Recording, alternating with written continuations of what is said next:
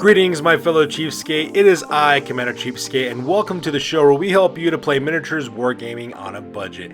And today we're talking about the Way of the Underhive, our series dedicated to helping brand new players to Necromunda build their starting rosters and learn more about the game mechanics of their favorite gangs. And on today's episode, we're going to talk about playing House Delaque in the Ash Wraiths as well as in the Aranthian Succession. So for those of you guys who are really into the Aranthian Succession or into the Ash Wraiths, this video is for you. We're going to talk about exactly how you go about using House Delaque in Aranthian Successions. We'll talk about the positives and negatives of playing House Delaque as well as playing in the Aranthian Successions. We'll talk about their new vehicle crew members, which are known as the Wraiths. We'll talk about Psychoteric Whispers versus the Wyrd powers and which one is better fit for your gang. Alliances, Hanger-Ons, Brutes, and hired guns. We'll talk about the starting roster that we recommend at 2,400 points, as well as how you're going to use that gang on the tabletop in our gang overview. So with that being said, folks, let's go ahead and get this video on a roll. So first of all, we're going to talk about the positive and negatives of playing in an Aranthian Succession campaign. So let's start with the positives. You have 2,000 credits that you can spend on your gang whenever you first create it, if you're staying in the Underhive.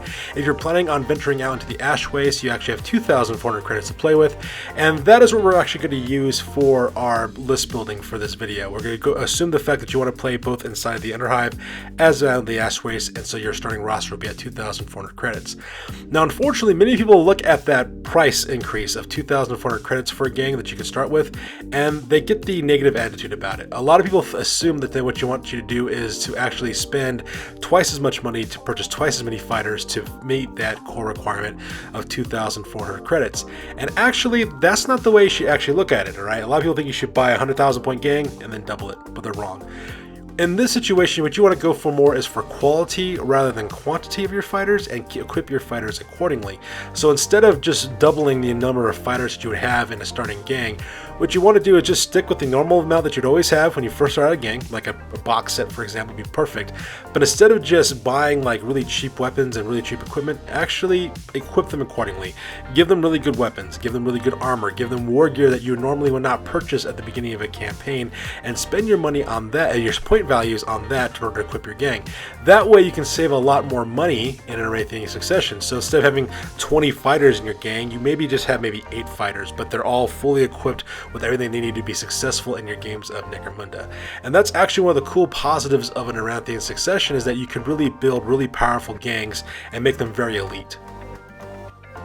Now, let's go and talk about the negatives of an Aranthian Succession campaign. And first and foremost, it's going to be the balance bandwagon, especially if the people who are part of that balance bandwagon haven't received any upgrades yet.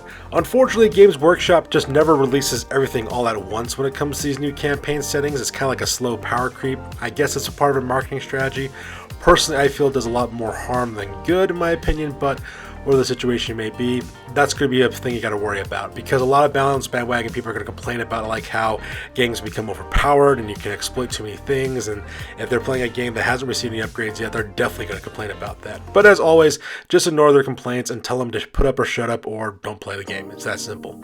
Now, like I said before, many people think that a 1,000 point gang and doubling it is the way you go about making a gang for an Aranthian Succession campaign, but you don't need to do that. In fact, just start with a normal gang that you already have on hand and just fully equip them and make them as elite as you want them to be, so that way they can survive whatever the Underhive or the Ash Wraiths throws at them as well. At the same time, another negative about an Aranthian Succession campaign is that you may not be into narrative play. If you're not into narrative play, this may not be interesting to you. I'm just going to flat out say that right now. Aranthian Succession has a lot of narrative-based scenarios that usually use different gangs and very specific gangs to be in those narratives.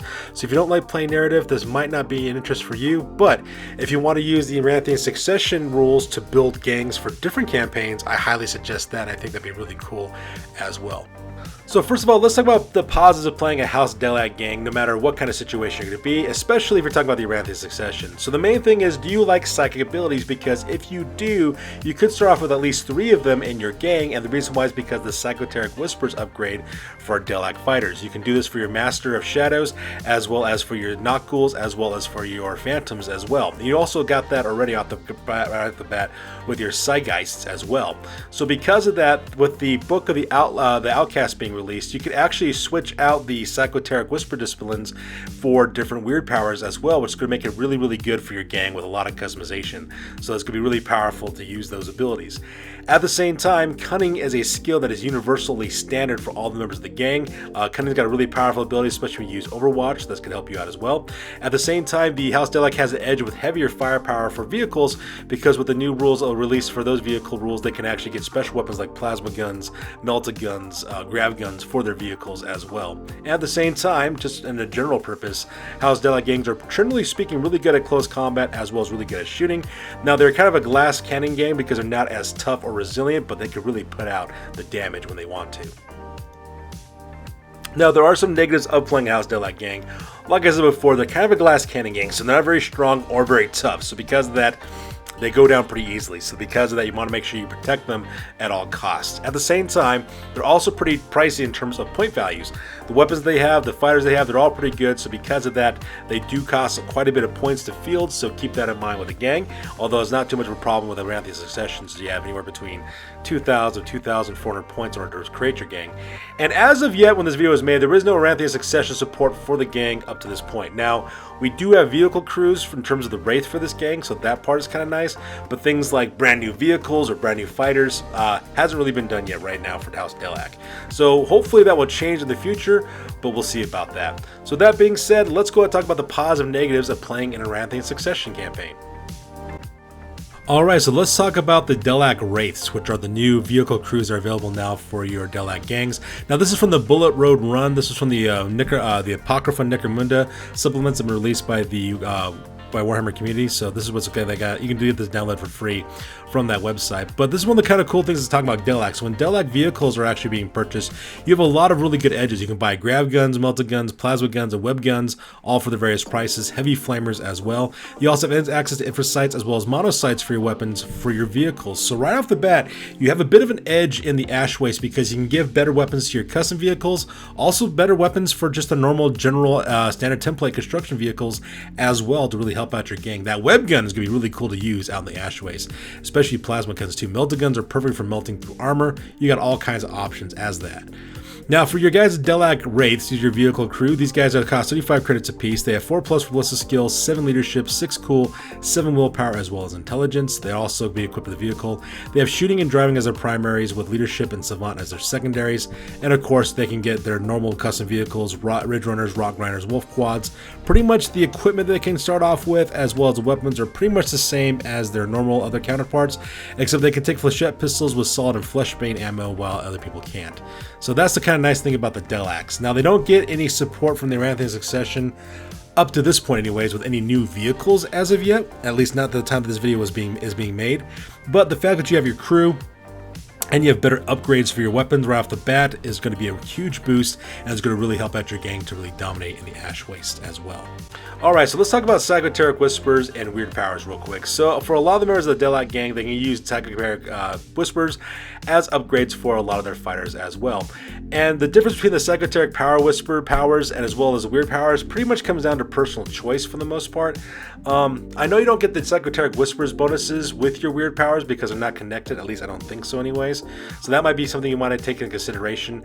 The only difference is that Psychoteric Whisper abilities are kind of short range. They're really good in Zone Mortalis type battlefields or in Sector Mechanicus type battlefields. But if you're going out to the Ash Waste, where the area is much more widespread, then Wyrd powers might be a little bit more of an advantage for you. Now, Wyrd powers offer more buffs for your fighters and offensive capabilities as well, so that's why a lot of players would tend to go for Wyrd powers for that one over Psychoteric Whispers. However, though, whichever style fits for you best, that's the one you're going to use. For me, for example, in order to address the fact that the Delaque Gang are kind of a glass cannon gang, not very resilient, what you got to do is you got to give them buffs to their armor saves. So I do like Wyrd powers over Psychoteric Whispers because it's more of a defensive thing and it kind of makes your Delaque Gang survivable a little bit more on the battlefield, but that's my personal preference. Whatever preference you prefer, that's the one you want to go with, and I go accordingly. Now, when it comes to alliances with this gang, they automatically come with a strong alliance with the Iron Guild, the Psy Syndicate, as well as House Tai. Because of Book of Shadows that came out, those were the strong alliances. Now, the Iron Guild is actually a really good alliance for House Delaque for two reasons. One, to get better and more powerful weapons. You get that discount that the Iron Guild gives you, so you could use that to get those more powerful weapons for you. At the same time, having that additional 3D3 plus 2 Hive Scum being added to your gang every time cannot be underestimated. Having additional manpower is always a great thing, especially if they die. It's not a big deal because you can just replace them really easily. House Tai is good in order to get some more psychic goodness for your gang as well, and also to take away your opponent's psychic abilities as well. The only problem though is that some of the drawbacks from the House Tai, as well as the null and the con mechanic between those guys, it could be a little bit of a hindrance for your gang, so keep that in mind. Now, in my opinion, unfortunately, Psy Syndicate is probably the worst of the alliances you can make, and the reason why is because if you're very unlucky, you could lose 2 fighters every game just because of the drawbacks in the Psy Syndicate. So I'd recommend avoiding that at all costs, just because, yes, it's true that the Psy Syndicate does have a powerful Psyker with psychic abilities, but so what? You can actually make your gang very, very powerful with more than just one psychic, and it also have weird disciplines to choose from as well. So unfortunately, I would ignore the Psy Syndicate. If you want some more details about why I say avoid the Psy Syndicate, I do have a video about that alliance in my playlist for Way of the Underhive, so check that out if you want information as that. Now, if your gang does become an outlaw gang, I do think that an alliance with the Narcolords could be useful for your gang because gas, which temporarily gives you psychic abilities, could be used for all your fighters, which is going to be awesome.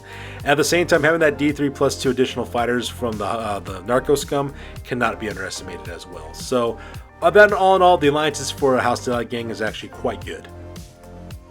So now let's talk about the Hanger-Ons, Brutes, and hired guns that you want for your gang as well. For obvious reasons, the Road Dog is the best hired gun or Hanger-On to recruit for your gang right off the bat, and that's in case you suffer any critical injuries.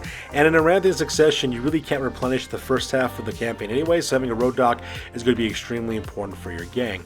At the same time, the Thralls, which is a Hanger-On that you can hire for your gang, is kind of a good one because you can kind of increase the range of your psychic abilities because the Thrall could channel that and also can mess with your opponent's psychology stats as well, which is pretty nice too. Spikers, which are the Brutes for this gang, are actually quite decent because they have powerful psychic abilities, but the psychic abilities they have though are not as powerful as the other weird disciplines that are available for you. So it's more of a preference whether you want to have spikers or not in your gang. I mean, they're kind of cool, but not necessarily important. And the reason why is because they get outshined by the Piscean Spectre instead, which is a really good brute for close combat attacks with their electro tendrils. They also have access to psychic powers as well, so your Piscean Spectres can be really, really powerful. And I believe you can take 2 of them in a gang, and they can fly and stuff, so if it's between spikers or Piscean Spectres, always go with the Spectres. That's always a better one as well. Now, probably the best hanger-on that you could probably have for your gang, and the unsung hero and the most valuable one in my opinion, is probably the Whisper Merchant. It's probably going to be the one that's going to be the most useful for you, and the reason why is because of their useful lies ability. So let me go and talk about what that is. So it says, and I'm quoting now from the book, it says, during both the pre or post battle sequence, a gang with a Whisper Merchant may count the result of a single d6 as a 6 when taking the following actions: either 1, determining a scenario; 2, choosing crews when random crew sizes are applied; receiving rewards, including rewards from territories; and seek rare or illegal equipment. This can only be used once in each sequence, and each time it is used, make a note of the gang roster. Once this unit has been used up to 6 times, the Whisper Merchant calls in their debt, and the gang must pay the hiring fee again or remove the Whisper Merchant from their gang roster. Now, this is actually a really powerful ability because the Whisper Merchant only costs 30 credits. Being able to get a guaranteed 6 on something like that is really, really important, and it's really awesome as well. So I suggest going with the Whisper Merchant whenever possible. Yes, it's a 30 credit rebuy you gotta do every 6 times that you do this, but well worth the price in my opinion, because more often than not, you're going to want to get that 6 off on something always, so that's always a good thing to actually have that for a Whisper Merchant. So well, after you get a Rogue Doc, my suggestion to you, get a Whisper Merchant as soon as possible. Alright, so let's go and talk about your House Delaque starting roster for your campaigns of the Aranthian Succession. So this roster is rated at 2,400 points, and it does include an alliance as well. So first of all, your leader is going to be your Master Shadow for 310 credits. This fighter is going to be equipped with armored undersuit and mesh armor. That way they get a 4-up armor save. Plasma will go with infrared sight so that they can find all kind of environmental conditions. Stub gun for a backup weapon. You're given the Psychoteric Whispers upgrade, but you're not taking any of the Psychoteric Whispers, which you're taking as the telepathy discipline with fearful aura, so that way your opponents will take a willpower test to attack you. Unbreakable will, so that way you can take your Master Shadow's willpower and cool and transmit them to other fighters within range. And then the mentor skill for bonuses for XP experience gain. Now, the Master Shadow is going to be kind of like your hive mind. What they're going to do is they're going to use their Unbreakable Will ability to transfer their willpower stats to all of your Psychers within range, so that way they can then use and get off easier willpower tests in order to get off their powers. So we're doing kind of a little bit of a hive mind build on this one. After that, you have your Phantom for 295 credits. You got Armored Undersuit Mesh Armor for that 4-up armor save. Plasma Gun with Infrared Sight, so that way they can fire in all conditions. Stub Gun for a backup weapon. They have the Psychoteric Whispers upgrade as well, but they're taking Technomancy abilities, so that way you get your Techno Affinity for re-rolling ammo saves. But the main reason why you want this guy is to manipulate lumens, and the reason why that's such a powerful ability is because if you're fighting in the Underhive, you can create blackout conditions, and your entire gang is equipped with either infrared sights or photo goggles, so that way they can engage in darkness, so that's going to really help you out as well. And if you're out in the Ash Waste, the Techno Affinity is still going to help you out, and you can get a lot of Technomancy abilities to make your weapons more powerful. And you give them Despicable Rumors, so that way you take away D3 reputation points from your enemies and transfer them to you to really help you out as the campaign develops. Now your next champion course is going to be a Notghoul for 305 credits. This fighter's going to have Armored Undersuit with Mesh Armor, as well as Serpent Fangs for close combat, and Photon Flash Grenades for long range shooting. That way they can take away enemy activations, and then they can go through and just kind of clean house with their Serpent Fangs. They also have Photo Goggles, so that way they can see in the dark with the Psychoteric Whispers upgrade, and you give them the Biomancy Discipline for fast healing, so that way they can take off flesh wounds they have, as well as a Quickening to give them that 3+ movement characteristic. Now the buff to the weapon skill, the ballistic skill is nice, but the real thing you're going for is the movement value, so that way you can just kind of charge at your enemies, act as a lone assassin, and assassinate your enemies, because you're giving this fighter the infiltrate skill, so that way they can go after high value targets. Now then, for the rest of your gang, you have two Side Guys. Side Guys number 1 and 2, they're going to cost 240 credits apiece, and they're equipped exactly the same. Both will have mesh armor, both will have stub guns, both will have photo goggles to see in the dark, both will come with Psychoteric Worms, so that way they can distribute their psychic powers even further, and both will have the Telekinesis Discipline with Fists of Fury to give them that bonus to their close combat attacks, minus their stub gun, and Force Shields, that way they can give +1 armor save. Now, this is where the Hive Mind power comes off, because Side Guys have psychic abilities, but their willpower stats aren't very good. But that's not a problem though, because the Master Shadows, using their Unbreakable Willpower ability, will give their willpower characteristic to your Side Guys instead. It's going to make it much easier to get off those Force Shields. The idea here is that you want to put your Side Guys out forward to where they can actually use that Force Shield to get as many of their friendly fighters as possible to increase those armor saves. Ideally, if you can get both these guys to activate together, you get +2 armor save for everyone. So for example, your Master Shadow and your champions, for example, will have 2-up armor saves, while the rest of your gang will have a 3-up armor save, for example. Now the Psychoteric Worms are nice because they can also channel those psychic powers for their Side Guys counterparts. So if you need to spread your fighters out more within 12 inches, the Psychoteric Worm can then use that same Force Shield ability transmitted to the Side Guys to give that Force Shield ability to your fighters, even if they're farther away from your Master Shadow, so that way they get those armor buffs. And that's why this could be called the Hive Mind. The Master Shadow is the core of that Hive Mind, while the Side Guys are the transmitters of those powers. That's going to really help you out as well. After that, you have two Ghosts. Ghost number 1 is going to cost you 125 credits with Mesh Armor, Long Rifle, Infrared Sight, and Stub Gun, because this guy's doing the long range shooting. And Ghost number 2 is going to have 95 credits with Mesh Armor, Last Gun, a Stub Gun with a backup weapon, and Photo Goggles, so that they can shoot as well. And then you have two Shadows. Both have 140 credits apiece. Both are equipped exactly the same with Mesh Armor, Hand Flamers to get past that horrible Ballista skill, Stub Guns for backup weapons, as well as close combat attacks, as well as Photo Goggles, so that way they can shoot in the dark as well.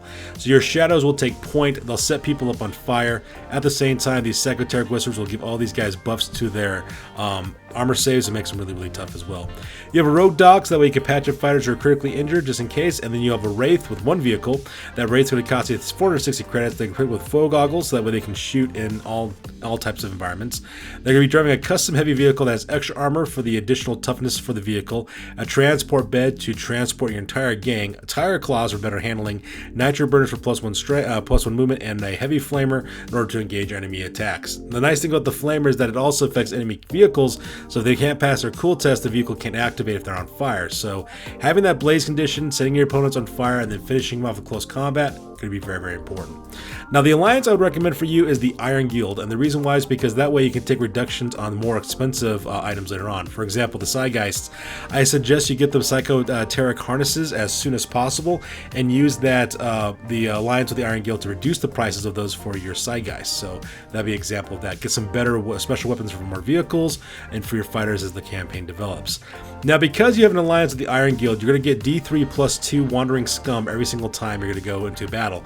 You're to at least have 3. If that's the case, that's the reason why I'm going to talk about how you should equip them. For your first 3 Hive Scum that you will always get no matter what, I suggest you equip them exactly the same with stub guns and flails for close combat attacks, and give them blasting charges for those large blast template, 5-inch templates, and causing multiple damage with explosives. Send these guys in like kamikaze, and so that way they just throw those blasting charges, cause all kind of destruction. And in combination with blasting charges and hand flamers, you're going to be causing a lot of destruction that way. And that's how I recommend you equip your first 3. Now, if you're lucky enough to get additional Hive Scum after that, Hive Scum number 4 and 5 will be part of your support fire teams. They'll be equipped with last guns, stub guns for dum-dum rounds for backup weapons, and photo goggles, so that way they can shoot in the darkness as well. And that's how I would go about equipping your Wandering Scum. Now, for your gang overview, this is how your fire teams are going to break out. You're going to have 4 fire teams, pretty much. Support fire team number 1 consists of your Master Shadow, Psychoteric number 1, their Psychoteric Worms, Ghost 1 and 2. Fire support team number 2 will be Hive Scum number 4 and 5, if you're lucky enough to get those 2 guys. Assault fire team number 1 consists of your Phantom, your Psygeist number 2, as well as their Psychoteric Worms, Shadows 1 and 2, as well as the Wraith of your vehicle. And then your Assault fire team number 2 will definitely consist of Hive Scum 1, 2, and 3, which are the ones you always get for your Alliance. And then finally, your Knock Ghouls going to be by themselves, being Assassin, and they're going to operate solo. So now that we're done talking about the starting roster, which could be in your list, let's talk about exactly how to use this starting roster in your games of Necromunda by talking about the gang overview.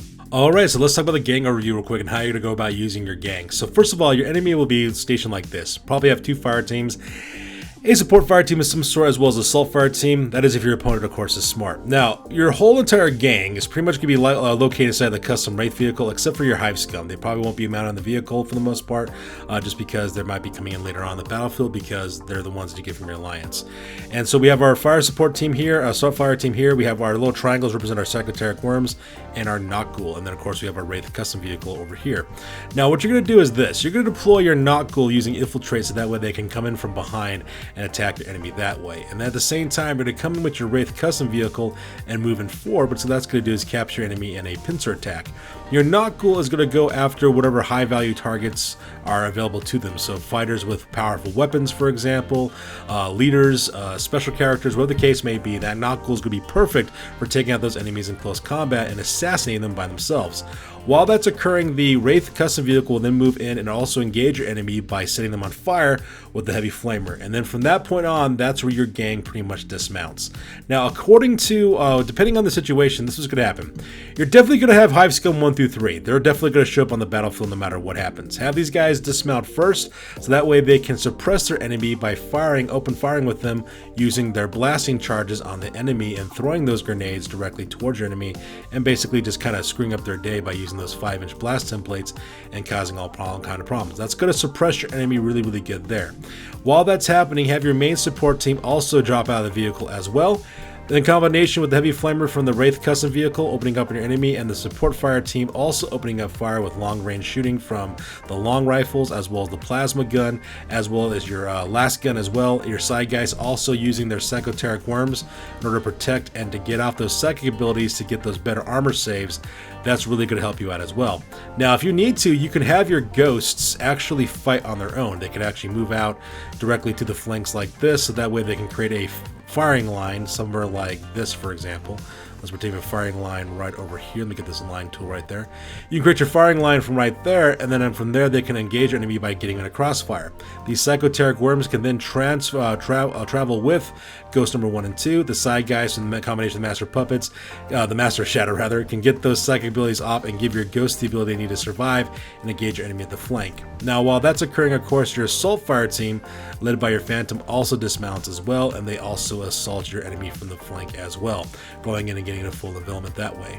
Now, obviously, you want to create a firing line of some sort, kind of like this. Have your shadows kind of move in directly towards that way, so that way they can set people on fire. And as your shadows move up, also have your Psychoteric Worms go with them, so that way they can also give them their armor saves from the Force Shield ability from the Psygeist. Hopefully the Psygeist is within range of the Master Shadow in order to get their willpower tests off. If not, though, that's not a big deal. You know, you can still get those powers off, just not as reliably, so you can still do it that way. Don't forget you have your Hive Scum that can also solve forward as well. Now, if you're extremely lucky and you can get all 5 of your Hive Scum, this is where your second fire support team kind of comes in. Depending on where you want to send them, I would probably send them either in the support of the assault or on your other support team. They can also dismount as well and also help out. Now, this is the nice thing about your scum. Your scum can also benefit from armor save bonuses from the force shield as well from your ghosts, from your side guys. So that could really help you out as well on both sides. That way they keep these guys a little bit longer in the fight as well. And if you notice, what we pretty much have done is we've pretty much encircled our enemy completely on all four sides, and they're slowly being destroyed that way. And this is exactly how you would go about using this list on the battlefield against your enemy, and that's exactly how I recommend getting it done. So in conclusion, upgrading your gang to an Aranthian Succession campaign is a great way to fully equip your gang with powerful weapons, war gear, as well as vehicles. With new vehicles dropping all the time, this could be a really fun way to equip the gang of your gang of your dreams and bring them out into whatever situation you want to run into. Now, I wouldn't stress about doubling the size of your gang, like I said before. The reason why is because a lot of the scenario rules that you actually see that are out there still limits the number of fighters you can take. So don't worry about doubling the size of your gang. Rather, take the gang that you have and really concentrate the equipment that they take with them, so that way they can really survive whatever goes their way. Remember, in Aranthian Succession, quality reigns over quantity with your gang builds, so always keep that in mind. And as always, I will be dropping new videos on this topic for the Aranthian Succession with other gangs to help you out on your Necromunda journey. So that's good for this one, you guys. As always, please feel free to like, comment, and or subscribe. Your guys' input is invaluable to us as always. Also check us out on Facebook, Instagram, as well as blogger.com for all the latest greatest hobby news related to this channel. That's good for this one, you guys. I will catch you guys next one. Peace out and stay classy.